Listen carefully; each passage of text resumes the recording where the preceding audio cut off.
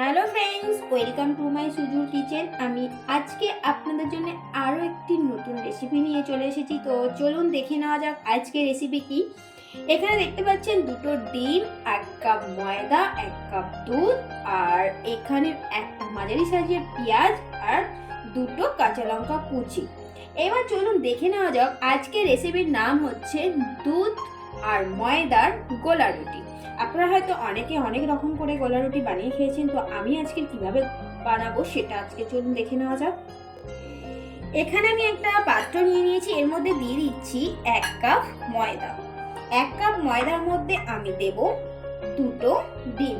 এবার আপনারা ময়দার পরিমাণ বাড়ালে ডিম আর দুধের পরিমাণটাও বাড়াতে হবে। আমি কিন্তু ব্যাটারটা পুরো দুধ দিয়েই ব্যাটারটা বানাবো, যেহেতু এটা দুধ আর ডিম, এটা যত বেশি দুধ আর ডিম দুটোই সমান পড়বে তত কিন্তু খুবই ভালো লাগবে খেতে।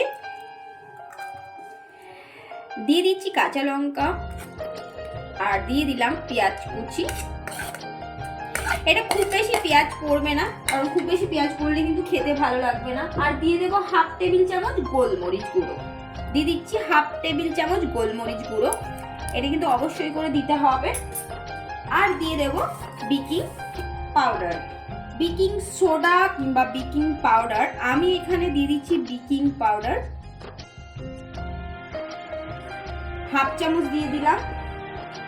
এবার এর মধ্যে দিয়ে দেব ব্যালেন্স করার জন্য 1 চামচ চিনি, কিন্তু চিনিটা খুব বেশি দেওয়া যাবে না, কারণ খুব বেশি মিষ্টি হলে একদমই ভালো লাগবে না।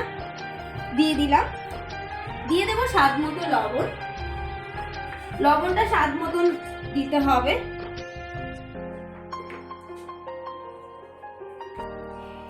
সব উপকরণ দিয়ে দিয়েছি। আমি একটা হ্যান্ড মেকারের সাহায্যে এইভাবে ভালো করে ধীরে ধীরে দুধটা দিয়ে ব্যাটারটা তৈরি করে নেব। এইভাবে ধীরে ধীরে ব্যাটারটা তৈরি করে নিতে হবে। খুব পাতলা করলে কিন্তু চলবে না, থিকনেসটা একদম ঠিক রাখতে হবে। দেখুন আমি এখানে কিরকম থিকনেসটা রেখেছি সেটা দেখিয়ে দিচ্ছি, ঠিক এমন। তো চলুন, আমার ব্যাটার কিন্তু একদম রেডি হয়ে গেছে। এবার আমি একটা ননস্টিক আমি গরম করে নিচ্ছি। ননস্টিক গরম হয়ে গেলে আমি একটা হাতার সাহায্যে, এমন একটা হাতার সাহায্যে আমি মাপ করে দিয়ে দেব। ননস্টিকটা এখানে গরম হয়ে গেছে। এবার দিয়ে দেব 1 চামচ অয়েল। অয়েলটাকে আমি এরকম ভাবে ঘুরিয়ে নিচ্ছি। আপনার কাছে ব্রাশ থাকলে ব্রাশও ইউজ করতে পারেন। গ্যাসের ফ্লেমটা কিন্তু একদম কমে রাখতে হবে।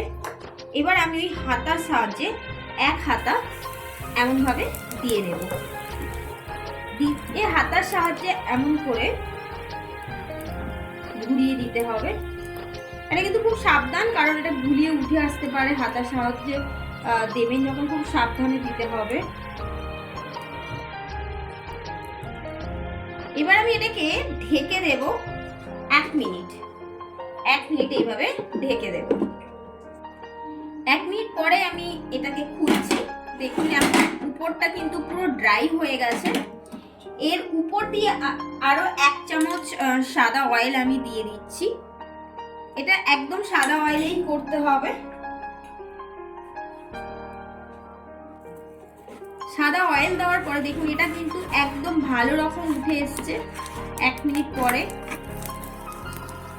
আরো 1 পিঠ এমন ভাবে উল্টিয়ে চেপে চেপে একটু গ্যাসটাকে একটু জোরে করে ভেজে নেব। আবারও গ্যাসটা কম করে 1 মিনিট ঢেকে দেব।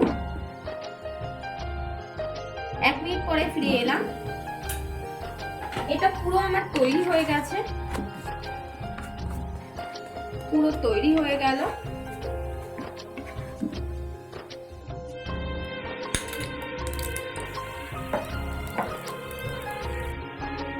এটা 1 মিনিট ঢেকে রাখার পর আমি এর সাথে একটা সস দিয়ে খাওয়ার জন্য দেখাবো। চলুন,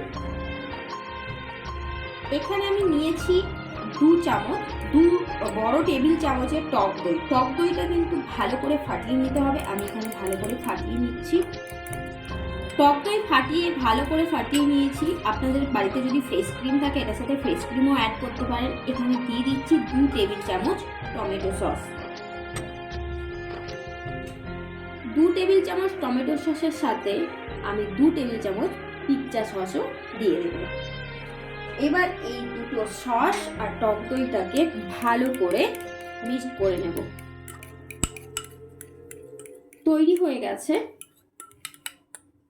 দুধ ডিমের গলা রুটির সাথে সস। 1 মিনিট পর আরো একটা গলা রুটি আমার তৈরি হয়ে গেল। আমি উপর দিয়ে আরেকটু অয়েল দিয়ে দিলাম, দিয়ে আরেকটু চেপে এইভাবে ভাজতে হবে, আর একটু ঢেকে দেব। গ্যাসের ফ্লেমটা কিন্তু একদম কমে রাখতে হবে এই সময়। তৈরি হয়ে গেল আজকে দুধ ডিমের গোলা রুটি। আমার এই রেসিপিটা যদি আপনাদের ভালো লেগে থাকে তাহলে আমার চ্যানেলটিকে সাবস্ক্রাইব করে নেবেন এবং পাশে থাকা বেল আইকনটি প্রেস করে অল নোটিফিকেশন অন করে দেবেন, যাতে নতুন কোনো ভিডিও সবার আগে আপনাদের কাছে পৌঁছে যায়।